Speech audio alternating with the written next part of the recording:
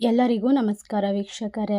ವೃಷಭ ರಾಶಿಯವರಿಗೆ ಮಾರ್ಚ್ 1, 2, 3, 4, 5, 6 ದಿನಗಳ ನಂತರ ನಿಮ್ಮ ಜೀವನದಲ್ಲಿ ಯಾವ ರೀತಿ ನಡೆಯುತ್ತದೆ, ಯಾವ ವಿಶೇಷವಾದ ತಿರುವು ನಿಮ್ಮ ಬಾಳನ್ನು ವಿಶೇಷತೆಯಿಂದ ಕೂಡಿರುವಂತೆ ಮಾಡ್ತಾ ಹೋಗುತ್ತೆ. ನಿಮ್ಮ ಜೀವನವನ್ನು ನೋಡಿದರೆ ಅದು ನಿಜವಾಗಿ ಒಂದು ಯುದ್ಧದ ಪಥದಂತೆ ಕಾಣುತ್ತದೆ. ಹೊರಗೆ ಶಾಂತ ಸ್ವಭಾವ, ಒಳಗೆ ಅಪಾರವಾದ ಸಹನಾಸಕ್ತಿ. ಇದು ನಿಮ್ಮ ವಿಶೇಷತೆ. ನಿಮ್ಮ ರಾಶಿಯ ಅಧಿಪತಿ ಗ್ರಹವಾದ ಶುಕ್ರ ನಿಮಗೆ ಸೌಂದರ್ಯ, ಆಕರ್ಷಣೆ ಮತ್ತು ಐಶ್ವರ್ಯದ ಆಶೀರ್ವಾದ ಕೊಟ್ಟಿದ್ದರೂ ಕೂಡ ಕಳೆದ ಕೆಲವು ವರ್ಷಗಳಲ್ಲಿ ಜೀವನ ಸುಲಭವಾಗಿರಲಿಲ್ಲ. ಕುಟುಂಬದ ಜಗಳಗಳು, ಆರ್ಥಿಕವಾದ ಒತ್ತಡ, ವಿಶ್ವಾಸಘಾತ, ಮನಸ್ಸಿಗೆ ತಾಳಲಾಗದ ಮಾತುಗಳು ಇವೆಲ್ಲವೂ ನಿಮಗೆ ನಿಜವಾದ ಯುದ್ಧವನ್ನೇ ಮಾಡಿರುವಂತೆ ಮಾಡಿದೆ. ಆದರೂ ಕೂಡ ಇವೆಲ್ಲವೂ ಕೂಡ ನಿಮಗೆ ಒಂದು ರೀತಿಯಲ್ಲಿ ಯೋಧತನವನ್ನು ಕಲಿಸಿದೆ. ನೀವು ಬಹಳ ಬಾರಿ ಮೌನವಾಗಿ ಹೋರಾಡಿದ್ದೀರಾ. ನಿಮ್ಮ ಕಣ್ಣೀರು ಯಾರಿಗೆ ಕಾಣಿಸದೆ ಒಳಗೆ ಕರಗಿ ಹೋಗಿದೆ. ಖಂಡಿತವಾಗಿ ಈ ಸಮಯದಲ್ಲಿ ಚಂದ್ರಗ್ರಹಣ ಎನ್ನುವುದು ಕೇವಲ ಆಕಾಶದಲ್ಲಿ ನಡೆಯುವ ಒಂದು ಘಟನೆ ಮಾತ್ರ ಅಲ್ಲ. ಜ್ಯೋತಿಷ್ಯದ ದೃಷ್ಟಿಯಲ್ಲಿ ಇದು ಮನಸ್ಸಿನ ಭಾವನೆಗಳು ಹಾಗೂ ಭವಿಷ್ಯದ ದಿಕ್ಕಿನ ಬದಲಾವಣೆಯನ್ನು ಸೂಚಿಸುತ್ತದೆ. ಚಂದ್ರನು ಮನಸ್ಸಿನ ಪ್ರತೀಕ. ಆದ್ದರಿಂದ ಚಂದ್ರಗ್ರಹಣದ ನಂತರ ವೃಷಭ ರಾಶಿಯವರ ಮನಸ್ಸಿನಲ್ಲಿ ದೊಡ್ಡ ಸ್ಪಷ್ಟತೆ ಬರುತ್ತದೆ. ಇಷ್ಟು ದಿನ ನಿಮ್ಮನ್ನು ಕಾಡುತ್ತಿದ್ದಂತಹ ಗೊಂದಲಗಳು ನಿಧಾನವಾಗಿ ದೂರವಾಗುತ್ತದೆ. ಯಾರು ನಿಮ್ಮವರು, ಯಾರನ್ನ ನಂಬಬೇಕು, ಯಾರಿಂದ ದೂರವಿರಬೇಕು ಎಂಬ ಪ್ರಶ್ನೆಗಳು ಒಳಗಿನಿಂದಲೇ ಉತ್ತರ ಸಿಗ್ತಾ ಹೋಗುತ್ತೆ.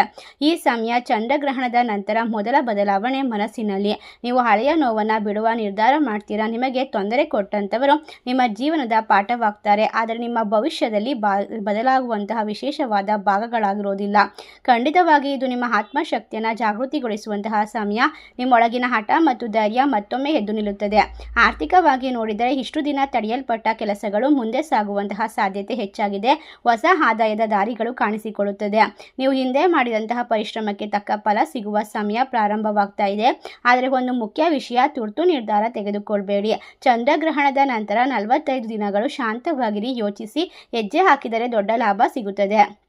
ಇನ್ನು ಕುಟುಂಬ ಜೀವನದಲ್ಲಿ ಸಹ ನಿಧಾನವಾಗಿ ಶಾಂತಿ ಮರಳಿ ಬರುತ್ತದೆ. ನಿಮ್ಮ ಮೇಲೆ ತಪ್ಪು ಅರ್ಥ ಮಾಡಿಕೊಂಡವಂಥವರು ನಿಮ್ಮನ್ನು ಮೊದಲು ಮತ್ತೆ ಯಾವ ರೀತಿ ಇರ್ತೀರೋ ಅದೇ ರೀತಿ ಅರ್ಥ ಮಾಡಿಕೊಳ್ಳೋದಕ್ಕೆ ಸಾಧ್ಯವಾಗುತ್ತೆ. ನಿಮ್ಮ ಮೌಲ್ಯವನ್ನು ತಿಳಿದುಕೊಂಡು ಎಲ್ಲರೂ ಕೂಡ ನಿಮ್ಮ ಕಾಲ ಕೆಳಗೆ ಬಂದು ಬೀಳುವಂತಹ ಸಮಯ ಹತ್ತಿರಕ್ಕೆ ಬರ್ತಾ ಇದೆ. ಒಟ್ಟಾರೆಯಾಗಿ ದಾಂಪತ್ಯ ಜೀವನದಲ್ಲೂ ಕೂಡ ಈ ಒಂದು ಸಂದರ್ಭದಲ್ಲಿ ಮನಸ್ಸಿನ ಮಾತು ಹಂಚಿಕೊಳ್ಳುವಂತಹ ವಿಶೇಷವಾದ ಸಂದರ್ಭಗಳು ಎದುರಾಗ್ತಾ ಹೋಗುತ್ತೆ. ಒಬ್ಬ ವ್ಯಕ್ತಿ, ವಿಶೇಷವಾಗಿ ಮಹಿಳೆಯೊಬ್ಬಳು ನಿಮ್ಮ ಜೀವನದಲ್ಲಿ ಬೆಂಬಲದ ಪಾತ್ರವನ್ನು ವಹಿಸಬಹುದು. ಆ ವ್ಯಕ್ತಿ ನಿಮ್ಮ ಯುದ್ಧದ ಅಂತ್ಯವಲ್ಲ, ಅತ್ಯಂತ ನಿಮ್ಮ ಹೋರಾಟಕ್ಕೆ ಶಕ್ತಿ ನೀಡುವ ಸಹಾಯಕರಾಗಬಹುದು.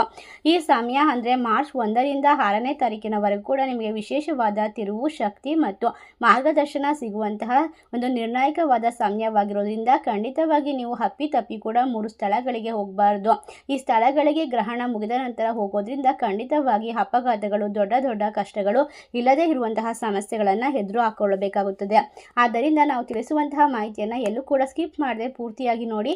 ಪ್ರತಿಯೊಂದು ಮಾತನ್ನು ಅರ್ಥ ಮಾಡಿಕೊಳ್ಳುವ ಮೂಲಕ ನಿಮ್ಮ ಜೀವನದಲ್ಲಿ ಇರ್ತಕ್ಕಂತಹ ನಾನಾ ರೀತಿಯ ಸಮಸ್ಯೆಯಿಂದ ಸುಲಭವಾಗಿ ಹೊರಬರಬಹುದು.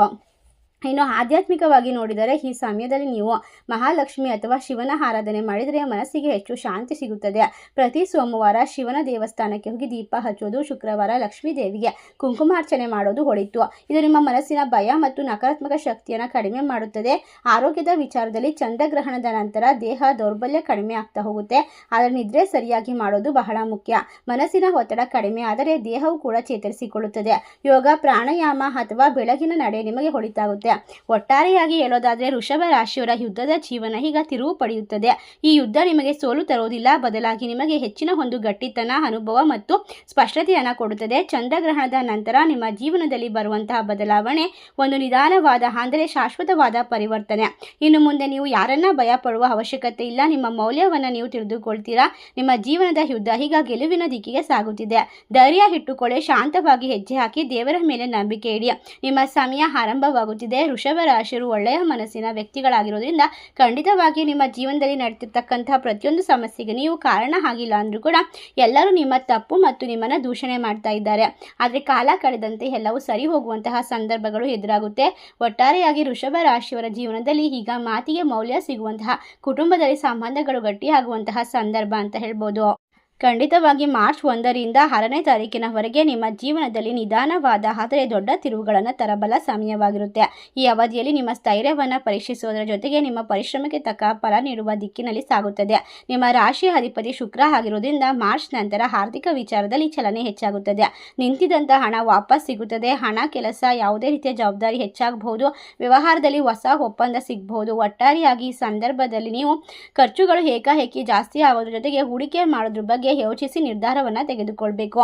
ಮನೆಯಲ್ಲೊಂದು ದೊಡ್ಡ ಮಾತುಕತೆ ಅಥವಾ ನಿರ್ಧಾರ ನಡೆಯಬಹುದು. ಮನೆ ಖರೀದಿ, ಮದುವೆ ಅಥವಾ ಜಾಮೀನು ಸಂಬಂಧಿತ ವಿಶೇಷವಾಗಿರುವಂತಹ ಸಂದರ್ಭ. ಇಷ್ಟು ದಿನ ನಿಮ್ಮ ಮಾತಿಗೆ ಮಹತ್ವ ಕೊಡದೇ ಇರುವಂಥವರು ನಿಮ್ಮ ಸಲಹೆಯನ್ನು ಕೇಳುವಂತಹ ಪರಿಸ್ಥಿತಿ ಬರುತ್ತೆ. ಇದು ನಿಮ್ಮ ಸ್ಥಾನಮಾನವನ್ನು ಹೆಚ್ಚಿಸುತ್ತದೆ.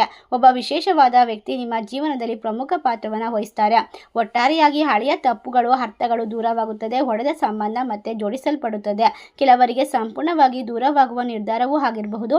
ಇದು ನಿಮ್ಮ ಮನಃಶಾಂತಿಗಾಗಿ ಉತ್ತಮವಾಗಿರುತ್ತೆ. ನಿಮ್ಮ ಜೀವನದಲ್ಲಿ ಯಾವುದೇ ನಡೆದರೂ ಕೂಡ ಅದು ದೇವರ ಆಶೀರ್ವಾದ, ದೇವರ ಕೃಪೆ ಎಂದು ನಂಬಿ ನಿಮ್ಮ ಬಾಳನ್ನು ಸುಗಮವಾದ ರೀತಿಯಲ್ಲಿ ಸಾಗಿಸೋದು ಖಂಡಿತವಾಗಿ ನಿಮ್ಮ ಜೀವನವನ್ನು ವಿಶೇಷವಾದ ಬದಲಾವಣೆಯತ್ತ ಕೊಂಡೊಯ್ಯುತ್ತದೆ.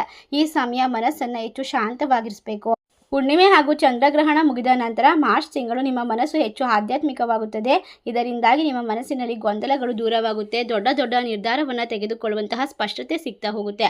ಒಟ್ಟಾರೆಯಾಗಿ ಈ ಅವಧಿಯಲ್ಲಿ ಸಂಭವಿಸಬಹುದಾದ ದೊಡ್ಡ ಘಟನೆಗಳು ಎಂದರೆ ನಿಮ್ಮ ಜೀವನದ ದಿಕ್ಕು ಬದಲಾಯಿಸುವಂತಹ ನಿರ್ಧಾರ, ಕೆಲಸ ಅಥವಾ ಹಳೆಯ ಸಮಸ್ಯೆಗಳಿಗೆ ಅಂತಿಮವಾದ ಪರಿಹಾರ. ಖಂಡಿತವಾಗಿ ಈ ಸಮಯ ನಿಮಗೆ ಯುದ್ಧದ ಅಂತ್ಯವಲ್ಲ, ಆದರೆ ಗೆಲುವಿನ ಆರಂಭ. ನೀವು ಶಾಂತವಾಗಿ ಆಲೋಚಿಸಿ ಹೆಜ್ಜೆ ಹಾಕಿದರೆ ಮಾರ್ಚ್ನಿಂದ ಆರಂಭವಾಗುವ ಈ ಬದಲಾವಣೆ ವರ್ಷದಾದ್ಯಂತಕ್ಕೆ ದೊಡ್ಡ ಯಶಸ್ಸಾಗಿ ರೂಪುಗೊಳ್ಳುತ್ತದೆ. ಖಂಡಿತವಾಗಿ ಹುಣ್ಣಿಮೆ ಮುಗಿದ ನಂತರ ಚಂದ್ರಗ್ರಹಣ ಕೂಡ ಇರೋದ್ರಿಂದ ಮನಸ್ಸು ಹೆಚ್ಚು ಚಿಂತನಶೀಲವಾಗಿರುತ್ತದೆ. ಚಂದ್ರನ ಪ್ರಭಾವ ಹೆಚ್ಚಾಗಿರೋದ್ರಿಂದ ಭಾವನೆಗಳು ಗಾಢವಾಗಿರುತ್ತೆ. ಈ ಸಮಯದಲ್ಲಿ ನೀವು ಶಾಂತವಾಗಿ ಜಾಗರೂಕತೆಯಿಂದ ನಡೆದುಕೊಳ್ಳೋದು ಒಳ್ಳೆಯದು. ಜ್ಯೋತಿಷದ ದೃಷ್ಟಿಯಿಂದ ಈ ಅವಧಿಯಲ್ಲಿ ಕೆಳಗಿನ 3 ಜಾಗಗಳಿಗೆ ಹೋಗೋದನ್ನು ತಪ್ಪಿಸಬೇಕಾಗುತ್ತೆ. ಖಂಡಿತವಾಗಿ ಹುಣ್ಣಿಮೆಯ ನಂತರ ಮನಸ್ಸು ಬೇಗ ಕೋಪಕ್ಕೆ ಒಳಗಾಗುತ್ತೆ. ವೃಷಭ ರಾಶಿಯವರು ಸಹನಶೀಲರಾಗಿರೋದ್ರಿಂದ ಒಮ್ಮೆ ಕೋಪ ಬಂದರೆ ಗಟ್ಟಿಯಾಗಿ ಪ್ರತಿಕ್ರಿಯಿಸುತ್ತಾರೆ. ಕುಟುಂಬದ ಜಗಳ ನಡೆಯುವಂತಹ ಮನೆಗಳು, ಕಾನೂನು ವಿವಾದ ಇರುವಂತಹ ಚರ್ಚೆಗಳು ಅಥವಾ ನಿಮಗೆ ಗೌರವ ಸಿಗದೆ ಇರುವಂತಹ ಸ್ಥಳಗಳಿಗೆ ಖಂಡಿತವಾಗಿ ಹೋಗಬೇಡಿ. ಇನ್ನು ಸಾಲ ಅಥವಾ ಹಣದ ಒತ್ತಡ ಇರುವಂತಹ ಸ್ಥಳಗಳು. ನಿಮ್ಮ ರಾಶಿಯ ಅಧಿಪತಿ ಶುಕ್ರ ಆಗಿರೋದ್ರಿಂದ ಹಣ ಮತ್ತು ಐಶ್ವರ್ಯ ನಿಮ್ಮ ಜೀವನದಲ್ಲಿ ಮುಖ್ಯ. ಆದರೆ ಹುಣ್ಣಿಮೆಯ ನಂತರ ಕೆಲ ದಿನಗಳು ಹಣಕಾಸಿನ ನಿರ್ಧಾರಗಳಲ್ಲಿ ಗೊಂದಲ ಉಂಟಾಗುತ್ತೆ.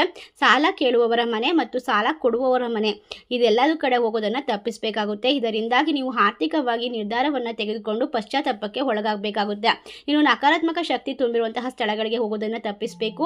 ಸ್ಮಶಾನ, ಹಳೆಯ ಖಾಲಿ ಮನೆಗಳು ಅಥವಾ ನಿಮ್ಮ ಮನಸ್ಸಿನ ಭಯ, ಅಶಾಂತಿ ತರುವ ಜಾಗಗಳಿಗೂ ಹೋಗೋದನ್ನು ತಪ್ಪಿಸಬೇಕು. ಈ ಸಮಯದಲ್ಲಿ ನಿಮ್ಮ ಮನಸ್ಸು ಸೂಕ್ಷ್ಮವಾಗಿರೋದ್ರಿಂದ ನಕಾರಾತ್ಮಕ ಚಿಂತನೆಗಳು ಹೆಚ್ಚಾಗಬಹುದು. ಬದಲಾಗಿ ದೇವಸ್ಥಾನ ಅಥವಾ ಶಾಂತವಾದ ಪ್ರಕೃತಿ ಸ್ಥಳಗಳಿಗೆ ಹೋಗೋದು ಉತ್ತಮ. ವಿಶೇಷವಾಗಿ ಈ ಸಮಯದಲ್ಲಿ ದೇವಾಲಯಕ್ಕೆ ಹೋಗಬೇಕು. ಶಿವನ ಆರಾಧನೆ ಮಾಡೋದು ತುಂಬ ಒಳ್ಳೆಯದು, ನಿಮಗೆ ಶಕ್ತಿಯನ್ನು ತುಂಬುತ್ತದೆ. ಹುಣ್ಣಿಮೆ ನಂತರ 3-4 ದಿನಗಳು ಭಾವನಾತ್ಮಕ ಅಲೆಗಳ ಒಂದು ವಿಶೇಷವಾದ ಸಂದರ್ಭವಾಗಿರೋದ್ರಿಂದ ವೃಷಭ ರಾಶಿಯವರು ಸಾಮಾನ್ಯವಾಗಿ ಸ್ಥಿರ ಸ್ವಭಾವದವರು. ಈ ಸಮಯದಲ್ಲಿ ಸಣ್ಣ ವಿಷಯಕ್ಕೂ ಕೂಡ ದೊಡ್ಡದಾಗಿ ಕಾರಣವಾಗುವಂತಹ ಜಗಳ, ಮನಸ್ತಾಪ ಬರಬಹುದು. ಶಾಂತವಾಗಿ ಧೈರ್ಯದಿಂದ ಯೋಚಿಸಿ ಹೆಜ್ಜೆ ಹಾಕಿದರೆ ಈ ಅವಧಿ ನಿಮ್ಮೊಳಗೆ ಜಾಗೃತಿಯನ್ನು ಮೂಡಿಸುತ್ತದೆ. ನೀವು ಬಯಸಿದರೆ ಖಂಡಿತವಾಗಿ ಎಲ್ಲ ಉತ್ತಮವಾಗ್ತಾ ಹೋಗುತ್ತೆ. ಈ ಸಮಯವನ್ನು ಗೌರವದಿಂದ ಮತ್ತು ಮನಸ್ಫೂರ್ತಿಯಾಗಿ ಸಂತೋಷದಿಂದ ಬರಮಾಡಿಕೊಂಡು ಪ್ರತಿಯೊಂದು ನಿರ್ಧಾರದಲ್ಲೂ ಕೂಡ ಸ್ಪಷ್ಟತೆಯನ್ನು ತೆಗೆದುಕೊಂಡು ನಿಮ್ಮ ಜೀವನವನ್ನು ಅದ್ಭುತವಾಗಿ ಬದಲಾಯಿಸಿಕೊಳ್ಳಿ ಅಂತ ಹೇಳ್ತಾ, ಈ ವಿಶೇಷ ಮಾಹಿತಿ ನಿಮಗೆಲ್ಲ ಇಷ್ಟವಾಗಿದ್ರೆ ನಿಮ್ಮ ಫ್ರೆಂಡ್ಸ್ ಆ್ಯಂಡ್ ಫ್ಯಾಮಿಲಿಗೆ ಶೇರ್ ಮಾಡಿ. ನಮ್ಮ ಚಾನಲ್ಗೆ ಸಬ್ಸ್ಕ್ರೈಬ್ ಮಾಡಿ. ಸರ್ವೇ ಜನ ಸುಖಿನೋ ಭವಂತು. ಧನ್ಯವಾದಗಳು.